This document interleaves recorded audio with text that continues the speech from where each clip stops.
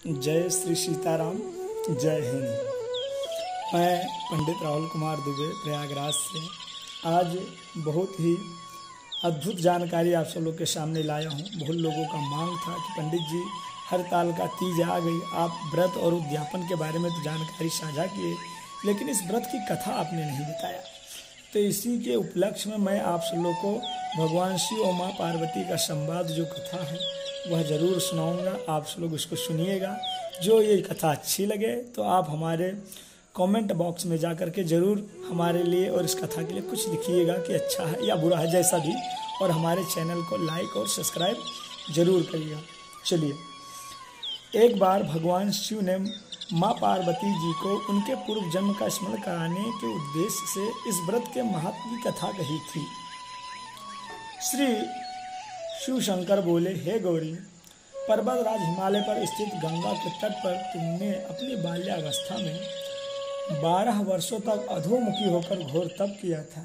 इतनी अवधि तुमने अन्न न खाकर पेड़ों के सूखे पत्ते चबाकर व्यतीत किए थे। माघ के विकराल शीतलता में तुमने निरंतर जल में प्रवेश करके तप किया था। बैसाख की जला देने वाली गर्मी में तुमने पंचाग्नि से शरीर को तपाया। श्रावण की मूसलाधार वर्षा में खुले आसमान के नीचे बिना अन्न जल ग्रहण किए समय व्यतीत किया। और तुम्हारे पिता तुम्हारी कष्ट साध्य तपस्या को देखकर बड़े दुखी होते थे, उन्हें बड़ा क्लेश होता था। तब एक दिन तुम्हारी तपस्या तथा पिता के क्लेश को देखकर नारद जी तुम्हारे घर पर पधारे। तुम्हारे पिता ने हृदय से अतिथि सत्कार करके उनके आने का कारण पूछा। तब श्री नारद जी ने कहा, हे गिरिराज, मैं भगवान विष्णु के भेजने पर यहाँ उपस्थित हुआ हूँ। आपकी कन्या बड़ा कठोर तप किया है, इससे प्रसन्न होकर वे आपकी सुपुत्री से विवाह करना चाहते हैं। इस संदर्भ में आपकी राय जानना चाहता हूँ। नारद जी की बात सुनकर गिरिराज गदगद हो उठे। उनके तो जैसे सारे क्लेश ही दूर हो गए हैं। प्रसन्नचित होकर वो बोले, श्रीमान, यदि स्वयं विष्णु भगवान मेरी कन्या का वरण करना चाहते हैं तो भला मुझे क्या आपत्ति हो सकती है। वो तो साक्षात नारायण है, ब्रह्म है। हे महर्षि, यह तो हर पिता की इच्छा होती है कि उसकी पुत्री सुख संपदा से युक्त पति के घर में घर की लक्ष्मी बने। पिता की सार्थकता इसी में है कि पति के घर जाकर उसकी पुत्री पिता के घर से अधिक सुखी रहे। तुम्हारे पिता की स्वीकृति पाकर नारद जी विष्णु के पास गए और उनसे तुम्हारे विवाह के निश्चित होने का समाचार सुना। मगर इस विवाह संबंध की बात जब तुम्हारे कान में पड़ी तो तुम्हारे दुख का ठिकाना न रहा। तुम्हारी एक सखी ने तुम्हारी इस मानसिक दशा को समझ लिया और उसने तुमसे उस विक्षिप्तता का कारण जानना चाहा। तब तुमने बताया, मैंने सच्चे हृदय से भगवान शिव शंकर का वरण किया है, किंतु मेरे पिता ने मेरा विवाह विष्णु जी से निश्चित कर दिया है। मैं विचित्र धर्म संकट में हूँ, अब क्या करूँ। प्राण छोड़ देने के अतिरिक्त अब कोई भी उपाय शेष नहीं बचा है।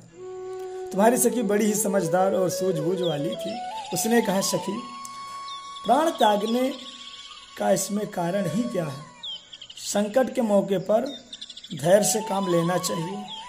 नारी के जीवन में सार्थकता इसी में है कि पति रूप में हृदय से जिसे एक बार स्वीकार कर लिया, जीवन पर्यंत उसी से निर्वाह करे। सच्ची आस्था और एक निष्ठा के समक्ष तो ईश्वर को भी समर्पण करना पड़ता है। मैं तुम्हें घनघोर जंगल में ले चलती हूँ, जो साधना स्थली भी हो और जहाँ तुम्हारे पिता तुम्हें खोज भी न पाए। वहाँ तुम साधना में लीन हो जाना। मुझे विश्वास है कि ईश्वर अवश्य ही तुम्हारी सहायता करेंगे।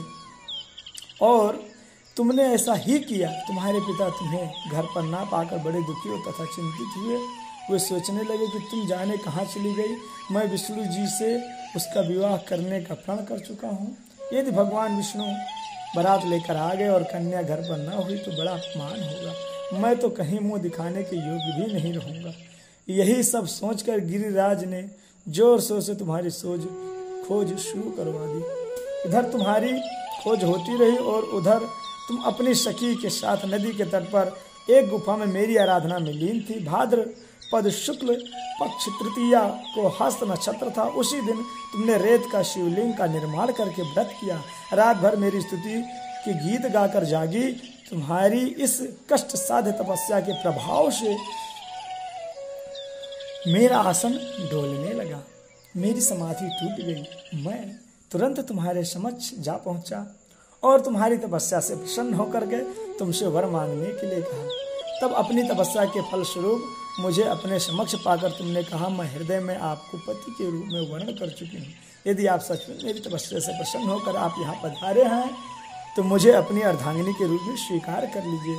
तब मैं तथास्तु कहकर कैलाश पर्वत पर लौट आया। प्रातः होते ही तुमने पूजा की समस्त सामग्री को नदी में प्रवाहित करके अपने सहेली सहित व्रत का पारण किया। उसी समय अपने मित्र बंधु व दरबारियों सहित गिरिराज तुम्हें खोजते वहां आ पहुंचे और तुम्हारी इस कष्ट साध्य तपस्या का कारण तथा उद्देश्य पूछा। उस समय तुम्हारी दशा को देखकर गिरिराज अत्यधिक दुखी हुए और पीड़ा के कारण उनके आंखों में आंसू उमड़ आए थे। तुमने उनके आंसू पोंछते हुए विनम्र स्वर में कहा, पिताजी, मैंने अपने जीवन का अधिकांश समय कठोर तपस्या में बिताया। मेरी इस तपस्या का उद्देश्य केवल यही था कि मैं महादेव को पति के रूप में पाना चाहती थी।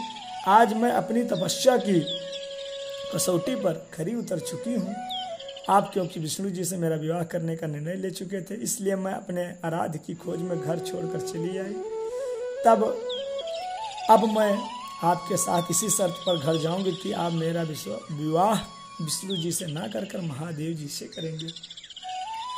और गिरिराज मान गए और तुम्हें घर ले गए। कुछ समय के पश्चात शास्त्रोक्त विधि विधान पूर्वक उन्होंने हम दोनों का विवाह सूत्र में बांध दिया। हे पार्वती, भाद्रपद की शुक्ल पक्ष तृतीया को तुमने मेरी आराधना करके जो व्रत किया था उसी के फलस्वरूप मेरा तुमसे विवाह हो सका है। इसका महत्व यह है कि मैं इस व्रत को करने वाली कुंवारियों तथा मनवांछित फल देता हूँ। इसलिए सौभाग्य की इच्छा करने वाली प्रत्येक युवती को यह व्रत पूरी एक निष्ठा तथा आस्था के साथ करना चाहिए। और इसके साथ यह कथा पूर्ण होती है। जिस माताएं बहनें या जिसको यह मेरी कथा अच्छी लगे तो हमारे चैनल को लाइक और सब्सक्राइब जरूर करिएगा। हर हर महादेव, जय शिव शंभू।